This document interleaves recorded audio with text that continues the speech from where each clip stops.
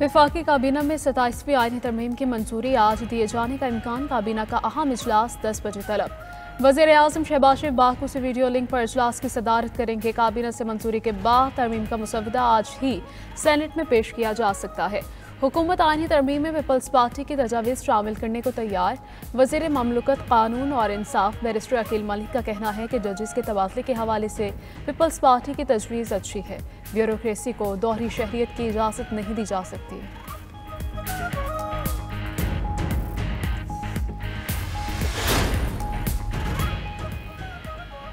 Peoples party का 27वीं आईनी तरमीम के तहत आर्टिकल 243 की हिमायत का ऐलान।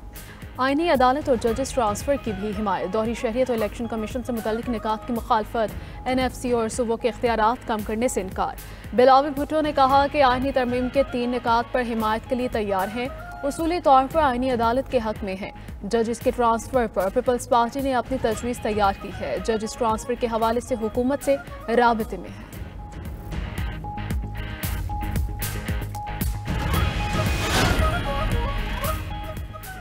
PTI ने आईनी तरमीम पर पीपल्स पार्टी की सियासत पर सवाल उठा दिया। असद कैसर ने कहा कि पीपल्स पार्टी 27वीं आईनी तरमीम पर मुकमुका के चक्कर में है। PP को इस पैकेज को मुकम्मल तौर पर मुस्तरद करना चाहिए। 1973 का आइन जुल्फ़िकार भुट्टो का बड़ा तोहफा है। पीपल्स पार्टी की जिम्मेदारी है कि आइन के तहफ़्फ़ुज़ के लिए खड़ी हो, लेकिन लगता है पीपल्स पार्टी चाहती है लेन देन से काम चल जाए। चेयरमैन PTI बैरिस्टर गौहर ने कहा कि आइन में तरमीम इत्तफ़ाक़ी राय से होनी चाहिए। ये नहीं अक्सरियत हो तो आप जो मर्जी फैसले करें।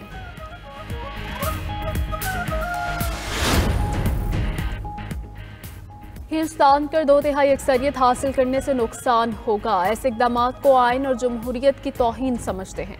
सरबराह AUI मौलाना फजल रहमान की इस्लामाबाद में मीडिया से गुफ्तगू। कहा, मौजूदा पार्लियामेंट को आवाम की नुमाइंदा नहीं समझते। सूबों के हुकूक पर डाका डाला गया तो भरपूर मुखालफत करेंगे। आर्टिकल 243 में तरमीम का जमहूरियत पर असर पड़ा तो काबिल कबूल नहीं। 26वीं तरमीम में हुकूमत 35 शिकों से दस्तबरदार हुई। इन्हीं शिकों को 27वीं तरमीम में डाला तो मुखालफत करेंगे।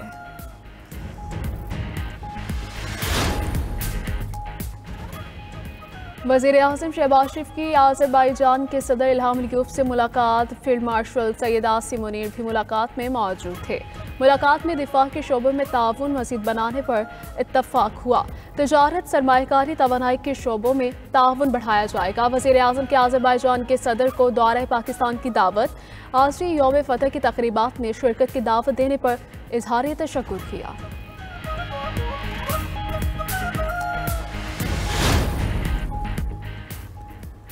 पाकिस्तान और अफगान तालिबान मुज़ाकरात में डेडलॉक बरकरार। अफगान तालिबान की हठधर्मी से इस्तांबुल मुज़ाकरात बिला नतीजा ख़त्म।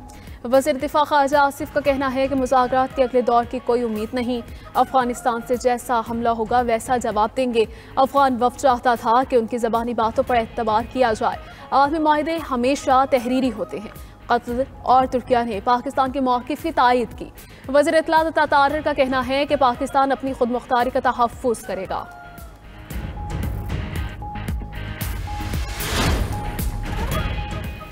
वज़ीर दाखिला का सुहेल आफरीदी से पूरी कौम से माफ़ी मांगने का मुतालिबा। मोहसिन नकवी की वज़ीर आला खैबर पख्तूनख्वा की सिक्योरिटी फोर्सेस बारे बयान की मजम्मत। कहा कि हमारे बहादुर जवानों के बारे कोई मुहब्बिब वतन ऐसा बयान नहीं दे सकता। गवर्नर खैबर पख्तूनख्वा फैसल करीम कुंडी का भी मुसल्लफ़ फ़ौज के खिलाफ बयानात पर इजहार मजम्मत। एक्स पर पैगाम में लिखा कि फ़ौज पर सवाल उठाना मुल्क की सलामती को नुकसान पहुँचाता है। सदर अवामी नेशनल पार्टी इमल वली खान ने कहा कि वज़ीर आला को बानी PTI की रिहाई के अलावा किसी चीज़ की फिक्र नहीं।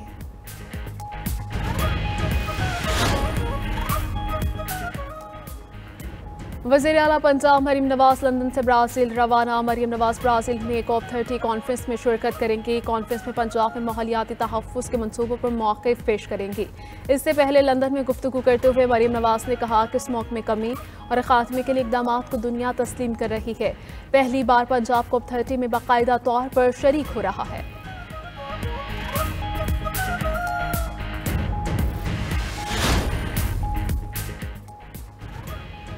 अमेरिका ने हंगरी को 1 साल के लिए रूस से तेल खरीदने की इजाज़त दे दी। अमेरिकी सदर ट्रंप यूक्रेन रूस जंग के जल्द खात्मे के लिए पुरआज़म। कहा, प्यूटन से जब भी मुलाकात हुई तो वो हंगरी में होंगी।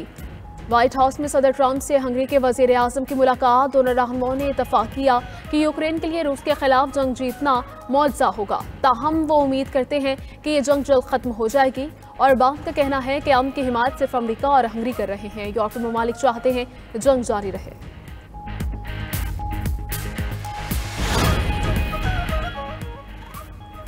इस्राएली फौज की जंगबंदी के बावजूद गाजा पर हमले, मकबूजा मगरबी किनारे में फायरिंग करके 2 फलस्तीनी शहीद कर दिए। गाजा पर ड्रोन हमले से एक बच्चा जख्मी हो गया। इस्राएली वजीर दिफा का फौज को गाजा में तमाम सुरंगें तबाह करने का हुक्म। खबर एजेंसी के मुताबिक इसराइल कोर्ट्स का कहना है कि अगर गाजा में सुरंगें नहीं होंगी तो हमास भी नहीं होगी। हमास के 300 के करीब जंगजू सुरंगों में अब भी मौजूद हैं। अमेरिका ने इसराइल पर जोर दिया था कि हथियार डालने पर हमास के जंगजुओं को महफूज रास्ता दिया जाए।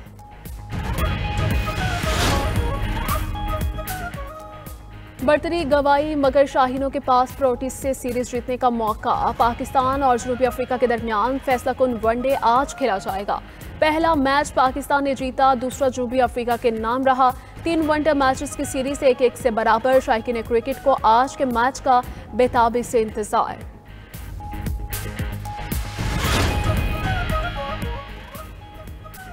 और सहराए थल में फ्राटे भरती गाड़ियों इलाकई सकाफत के रंग। थल जीप रैली की रौनकें दुबाला।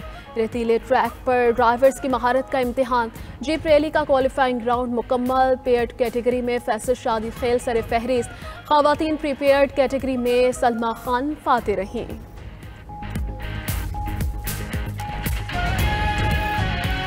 जिम्मेदार है। अगले 2 हफ्ते में धुआं छोड़ती गाड़ियों का लाहौर में दाखिला बंद। लाहौर हाईकोर्ट का महकमा माहौलियात को पंजाब में आलूदगी का फैलाव रोकने के लिए सख्त इंतजाम करने का हुक्म। मोटरवेज पर गाड़ियों की लाजमी चेकिंग की हिदायत। अदालत का महकमा माहौलियात के अफसरों की गैर हाजिरी पर बरहमी का इजहार। कहा कि आलूदगी फैलाने वालों के खिलाफ फौरी कार्रवाई की जाए।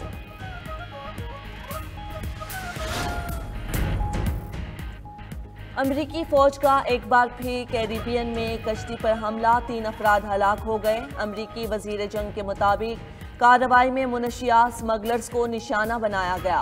अमरीका के कैरिबियन समुंदर में किए गए 17 हमलों में 70 अफराद हलाक हो चुके हैं।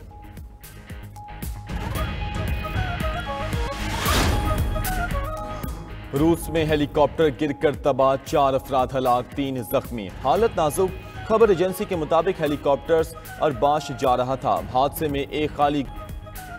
तूफान टीनो ने फिलिपाइन और वियतनाम में तबाही मचाकर कंबोडिया का रुख कर लिया। फिलिपाइन में शदीद बारिशों, तूफानी हवाओं और सैलाब से 188 अफराद हलाक हुए। वियतनाम में तूफान के बायस मुख्तलिफ हादसात में 5 जाने गईं। तेज हवाओं ने दरख्त और घर की छतें उखाड़ दी।